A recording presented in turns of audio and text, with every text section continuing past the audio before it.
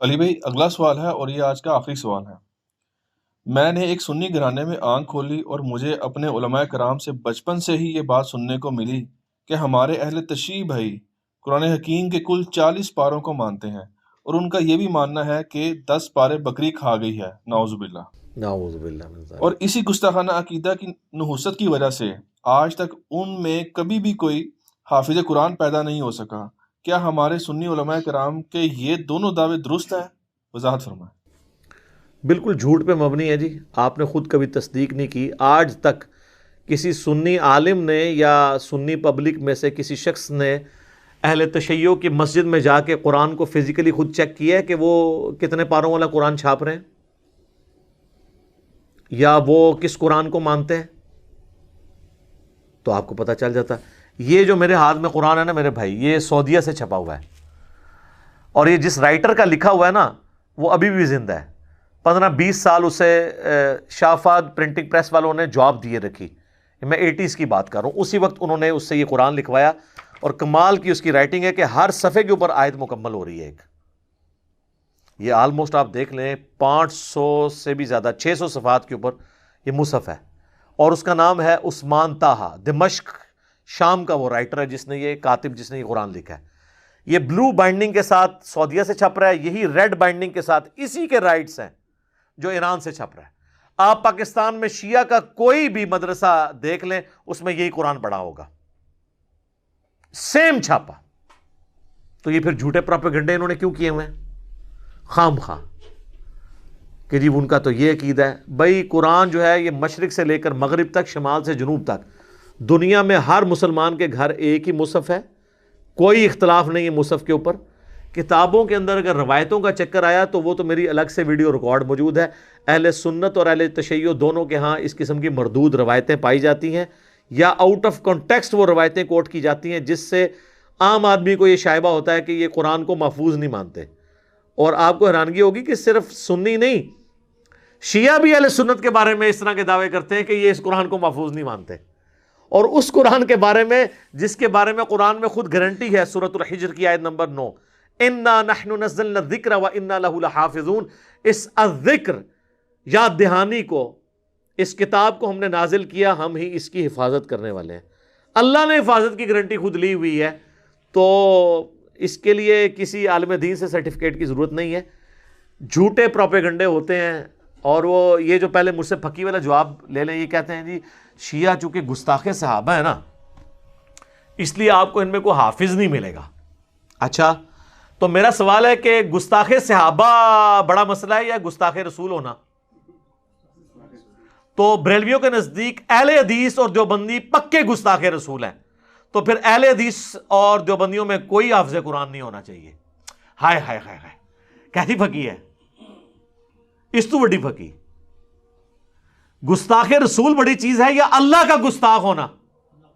ہاں، تو اہل حدیث اور دیوبند کے نزدیک بریلوی مشرک ہیں اور وہ اللہ کے گستاخ ہے کیونکہ اللہ کے ساتھ شرک کر رہے ہیں، تو بریلویوں میں تو کوئی حافظ قرآن نہیں پھر ہونا چاہیے۔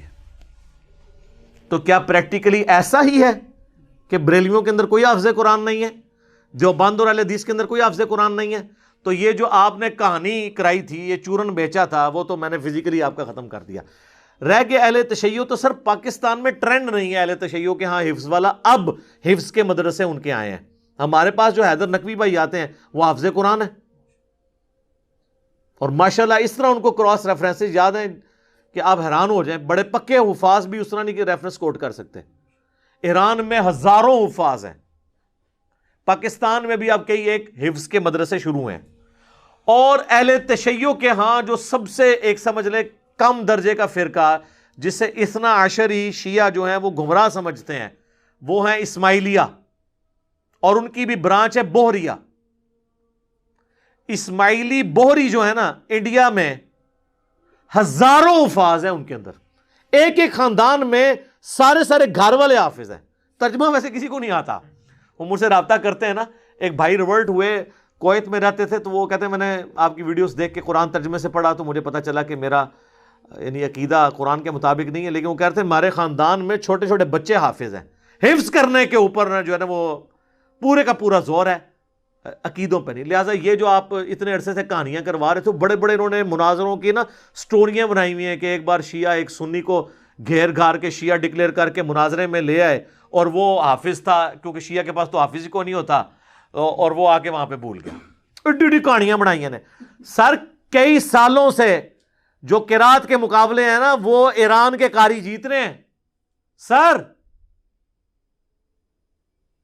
سارے بزرگوں کی ہر چیز ہی کہانی نکلی, ہوائی اڑنا بھی کہانی نکلی, اور جو زمین دیا چیزیں سن وہ بھی غلط, اڑنے والی بھی غلط. اور یہ بکری والا انہوں نے جو پٹی پڑھا دی کہ جی وہ بکری کھا گئی تھی, بکری والی حدیث تو سنن ابن ماجہ میں ہے 1944. آپ حدیث سنن ابن ماجہ انٹرنیشنل نمبر کے مطابق کھول لیں اسلام 360 میں, کہ وہ سیدہ عائشہ کہتی ہیں کہ نبی علیہ السلام کی وفات تک میرے پاس وہ اوراق موجود تھے جس میں قرآن کی یہ آیات لکھی ہوئی تھی کہ جس کا تعلق بڑی عمر کی رضاعت کے ساتھ تھا, اور یہ ہے کہ وہ ایک یا دو دفعہ دودھ پینے سے حرمت ثابت نہیں ہوتی, رضاعت کا رشتہ. اور ہم وہ پڑھتے تھے, اور حتیٰ کہ حضور کی وفات ہو گئی اور وہ میرے تکیے کے نیچے وہ رکھا ہوا تھا. اچانک ایک دن بکری آئی تو وہ اس کو کھا گئی, کیونکہ اس وقت وہ پتوں کے اوپر اور اس چمڑے کے اوپر لکھا جاتا تھا. تو یہ تو سر سنن ابن ماجہ سنیوں کی کتاب میں ہے کہ بکری کھا گئی. اور بکری کھانے سے کیا ہوا, قرآن سے آیات ختم ہوگی. ویسے یہ آیات جو ہے نا یہ تو منسوخ ہے, یہ تو ویسے ہی آپ کو قرآن میں نہیں ملنے لگی. اور اس طرح کی احادیث کے اوپر تعویل کرتے ہیں اہل سنت. یہ تو صحیح مسلم میں بھی ہے کہ سیدہ عائشہ کہتی ہیں کہ پہلے اللہ کی کتاب میں یہ حکم نازل ہوا, پھر یہ حکم نازل ہوا کہ 5 دفعہ کم از کم اگر کوئی دودھ بچہ پی لے تو حرمت ثابت ہوتی ہے. تو اللہ کی کتاب میں تو کہیں موجود نہیں ہے. تو وہ اہل سنت کہتے ہیں یہاں کتاب سے مراد شریعت ہے, اور کتاب میں پڑھتے تھے رجم کی آیات, وہ سنن ابن ماجہ کی 1944 حدیث میں جو ہے وہ کہتے ہیں قرآن میں پڑھنے سے مراد ہے قرآن کی تشریح میں پڑھتے تھے. دیکھا اپنے کس طرح تعویل کر دینے. ٹھیک ہے ہم مان لیتے ہیں تعویل کو. تو سر شیعہ کے لیے پھر یہی والی تعویل آپ قبول کیا کریں. وہ بھی اگر صحیح بخاری سے آپ کو وما خلق الذکر والانثى وخلق الذکر والانثى ابن مسعود کی روایت میں اختلاف بتاتے ہیں, تو آپ کہتے ہیں قرآن 7 قرات میں نازل ہوا ہے, تو وہاں پہ بھی اختلاف. بہرحال اس وقت جو مصحف ہمارے ہاتھ میں نا اس کے اوپر اجماع ہے. ٹھیک ہے, جو مشرق سے لے کے مغرب تک, شمال سے لے کر جنوب تک یہی مصحف ہے. لہٰذا یہ بکری کھانے والی روایت تو آندہ آپ نے بیان نہیں کرنی ہے. اور دوسرا, پارے تو نبی علیہ السلام کے زمانے میں ہے ہی نہیں تھے, کہاں سے کھا جانے تھے. نبی علیہ السلام کے زمانے میں تو صورتیں تھیں, یا صحابہ کے زمانے میں منزلیں ہوئیں تاکہ 7 منزلیں ایک ہفتے میں کوئی قرآن مکمل کر لے. بعد میں جب تھوڑی سستی آئی تو پھر اس کو 30 پاروں میں ڈیوائڈ کیا گیا کہ اگر کسی نے مہینے میں قرآن مکمل کرنا ہے تو روز کا 1 پارہ پڑھ لے. یہ تو بنو امیہ کے دور کے اندر پہاڑوں ان کی پاروں کی ڈویژن ہوئی ہے. اس لیے آپ دیکھیں سعودیہ میں آپ کو کئی قرآن ملیں گے جو پاروں کی تفریق کے بغیر پرنٹ ہوئے ہیں, وہ اس تفریق کو مانتے ہی نہیں ہیں. تو لہٰذا یہ بکری کھا گئی تھی بالکل جھوٹ ہے, اور یہ بھی جھوٹ ہے کہ حافظ نہیں ہوتا. ورنہ تو میں نے بہت بڑی بات کر دی ہے کہ اگر صحابہ کے گستاخ میں کوئی حافظ نہیں ہے تو رسول اللہ کے گستاخ یعنی دیوبندی اور اہل حدیث بقول بریلویوں کے, ان میں بھی کوئی حافظ نہیں ہونا چاہیے. تو امام کعبہ تو ہر دفعہ مصلی سناتا ہے, جس کے پیچھے آپ کہتے ہیں نماز نہیں ہوتی ہے, اس کو حفظ کیسے ہو گیا ہوا ہے. سر میرا تو دعویٰ ہے کہ کافر بھی قرآن کو حفظ کرے نا اس کو بھی حفظ ہو جائے گا. سر گرو نانک کو 14 پارے یاد تھے, یہ تو مسلمان فخریہ بتاتے ہیں. یہ تو نالج کی بات ہے, کوئی بھی حاصل کر لے. اور بقول دیوبند اور اہل حدیث کے بریلوی جو ہیں اللہ کے گستاخ ہیں, شرک کرتے ہیں.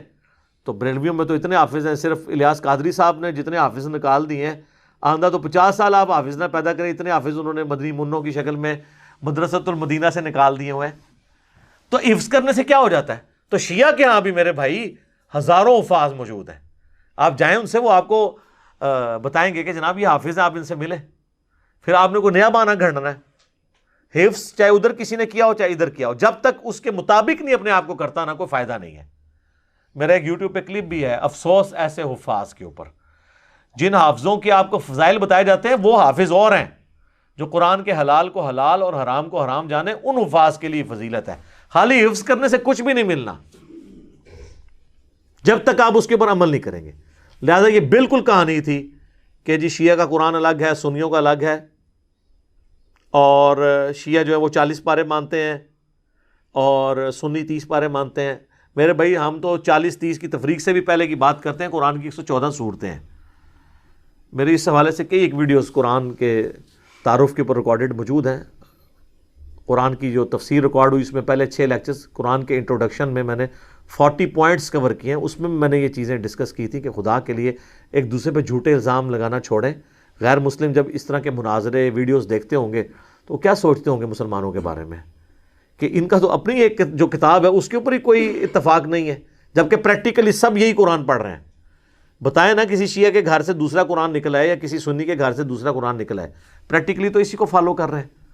تو پھر بات خام خواہ چند کمزور روایات یا آؤٹ آف کانٹیکس روایات اٹھا کر جن کو سنی شیعہ کے بڑے محدثین خود ریجیکٹ کرتے ہوں یا تعویل کرتے ہوں، وہ آپ ان کے کھاتے میں تو نہ ڈالیں.